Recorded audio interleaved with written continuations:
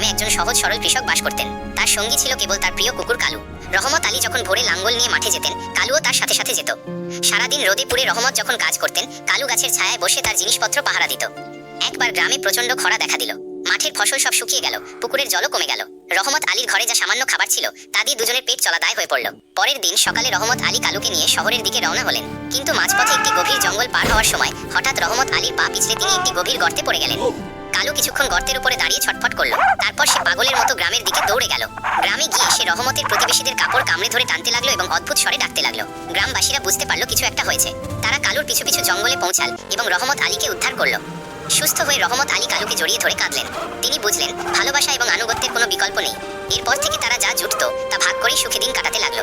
কৃষক ও তার বিশ্বস্ত কুকুরের এই গল্পটি যদি আপনাদের ভালো লেগে থাকে তবে ভিডিওটিতে একটি লাইক দিতে ভুলবেন না।